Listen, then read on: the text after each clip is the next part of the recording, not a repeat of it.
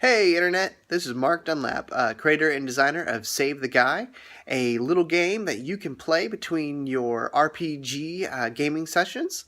Um, I'm here to introduce you to it, to tell you about character creation, and get a little bit into the Game Expo that I'll be going to this coming weekend. So in case you're going to the Lone Star Game Expo up there in Grapevine, Texas, you can come and check us out.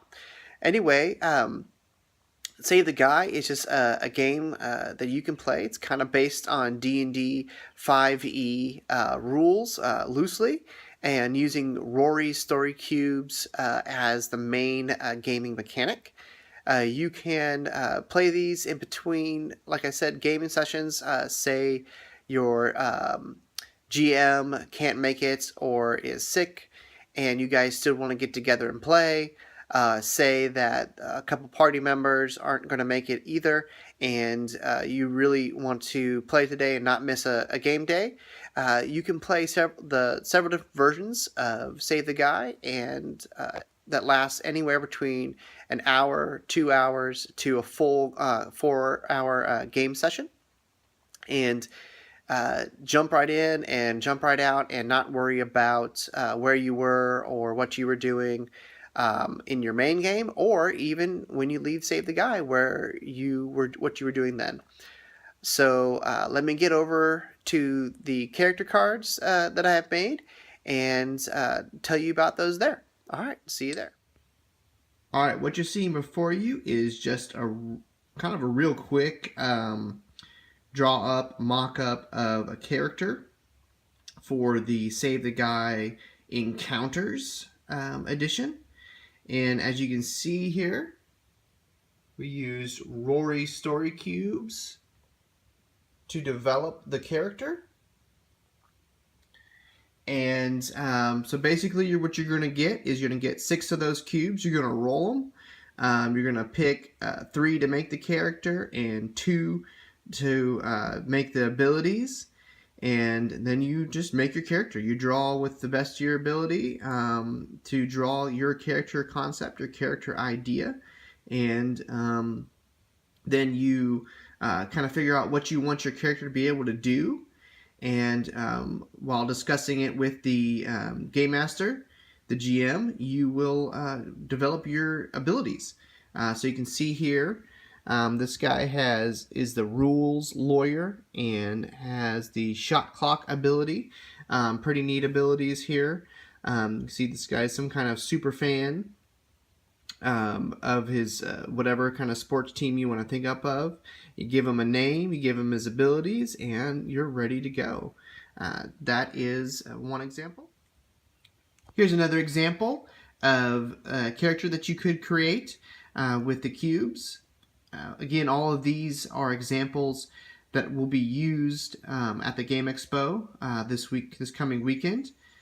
And I just kind of made them first so that kind of part of the game could be spurred along, and we could get right to the gameplay to use more of a time for feedback and for actually doing the game mechanics rather than just character creation, which is a big part and I've already tested in other places. So you can see again, here's the Rory Story Cubes for this character. And I just used my imagination to whip him up. I really liked the big little cube and decided to make this guy really small, and kept him in his suit and gave him, instead of the cage, kind of gave him a container to kind of tell you why he's in that suit. And anyway, there's another good example of a hero for Save the Guy. Here's one of my favorite ones that I drew up the other night, and thought I'd share it with you guys a little bit of a detail. I kind of call him, a witch doctor or whatever, but of course I'm leaving the names to all these characters up to those that will be participating in the alpha testing at the Game Expo. So you can see here's the cubes. You got kind of some kind of dinosaur claw, like an eye inside the bushes, hiding there, a thermometer, And then over here for the abilities, you got the laughing guy and like the heart monitor. So just from those, I kind of came up with my character. Wanted him to kind of be like, you know, in the jungle kind of guy. One of the maybe like a tiki mask kind of deal. Gave him the little wand or staff with the dinosaur claw, and just kind of poofed him together. There, jumping out of the bushes. Wanted him to kind of be a medic character, obviously a witch doctor. Wanted him to kind of be a medic character, so I gave him the abilities to go along with the laughing and the heart monitor. The best medicine, which is laughter, and then jungle juice. And you can see with the best medicine, it's basically a healing deal and a possibility of a full heal going on there. And then you got jungle juice, which is like an auto res for any other character who might go down during the adventure.